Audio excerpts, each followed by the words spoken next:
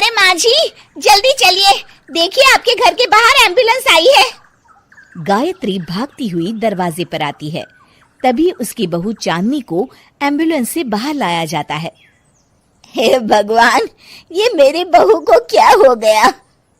Accident हो गया माँ जी। अरे लेकिन ये कैसा एक्सीडेंट है? चोट तो कहीं नजर नहीं आ रही। अरे माँ जी, दिमाग में अंदरूनी चोट लगी है और ये अपनी याददाश्त खो बैठी है। हैं? मेरी बहू याददाश्त खो बैठी है, अब क्या होगा? अब फिक्र मत करिए, बस इनका अच्छे तरीके से ख्याल रखिए। मैंने दवाइयाँ दे दी हैं, अब मैं चलता हूँ। अगले दिन अब तेरी तबीयत कैसी है बहू? बहू? किसकी बहू? हम भैरवगढ़ के ठाकुर विक्रम सिंह की बेटी रूपवती हैं। हम एक राजकुमारी हैं और तुम हमारी दासी हो बुढ़िया। अरे बेटा विशाल, बहू कैसी बहकी बातें कर रही है। अरे कुछ मत पूछो माँ, रात को मुझसे अपने पैर दबा रही थी।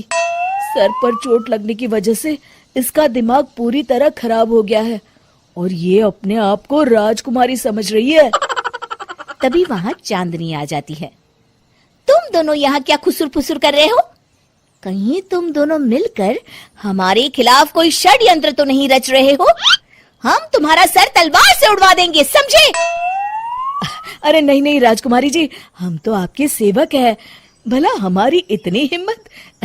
कहिए, आपने यहाँ हॉल में आने का कष्ट कैसे किया? हमें बहुत भूख लगी है। ए दासी, जल्दी से हमारे लिए भोजन का प्रबंध करो। आज हम शाही कबाब खाएंगे। विशाल अपनी माँ को चांदनी की बात मानने के लिए इशारा करता है। ठीक है राजकुमारी जी, मैं अभी आपके लिए भोजन लेकर आती हूँ। इस तरह विशाल और उसकी माँ ना चाहते हुए भी चांदनी की जी हजूरी में लगे रहते हैं। लाओ माँ, जल्दी से मेरा टिफिन दो, मुझे देर हो रही है।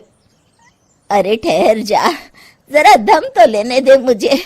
सारे घर का काम मुझे अकेली को करना पड़ता है।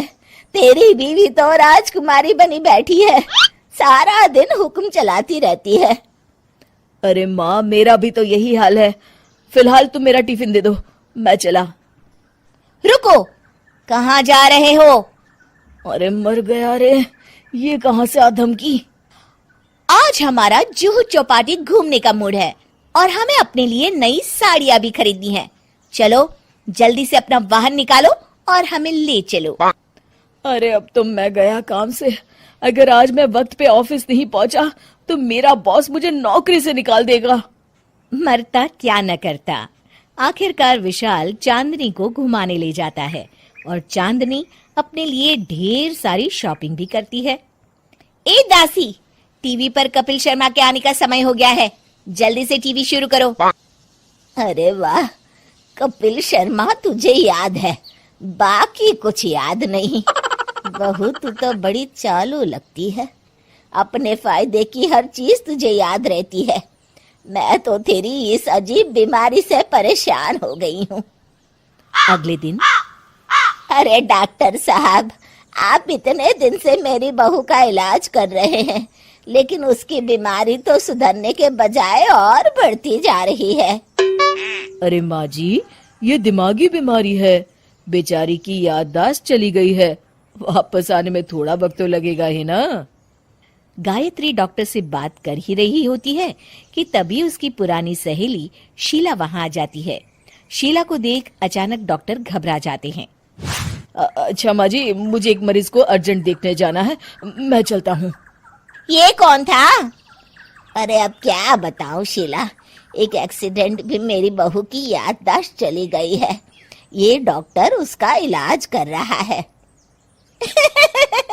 ये डॉक्टर कब से बन गया? अरे ये तो चमन पान वाले का लड़का है, सारा दिन नौटंकी करता रहता है। अच्छा तो ये बात है, अब मैं समझी। मेरी बहू और ये पान वाले का लड़का दोनों मिलकर मुझे बेवकूफ बना रहे थे। चल तू मेरे साथ। गायत्री शीला को एक बड़ा सा डंडा हाथ में देकर अपनी बहू चांदनी के कमरे में ले जाती है। बहू, ये मेरी सहेली है, एक डॉक्टर है। इसने तेरे जैसे न जाने कितनों का इलाज 2 मिनट में कर दिया है। इसका कहना है कि सर पर जहाँ चोट लगी हो, अगर उसी जगह दोबारा किसी बड़े डंडे से जोर से मारा जाए तो मरीज की याददाश्त वापस आ जाती है। देख, हम डंडा भी लाए हैं। अपनी सास की बातें सुनकर और हाथ में बड़ा डंडा देख चांदनी घबरा जाती है। अरे बाप रे, मैं तो फंस गई। इस डंडे की एक बार की वार से ही मैं तो चारों खाने चित हो जाऊंगी। अब क्या करूं, क्या करूं, क्या करूं? लेकिन गायत्री, डंडा सर पर ठीक उसी जगह लगना चाहिए जहाँ चोट लगी है। अरे तू चिंता मत कर, 2-4 बार मारूंगी तो एक बार तो सही जगह लग ही जाएगा ना। चल बहू, तैयार हो जा। अरे नहीं नहीं माँ जी, मुझे मत मारिए। दरअसल घर के काम करने से बचने के लिए मैंने ये सब नाटक किया था। मुझे माफ कर दीजिए, मैं कान पकड़ती हूँ। दोबारा ऐसी गलती कभी नहीं करूंगी।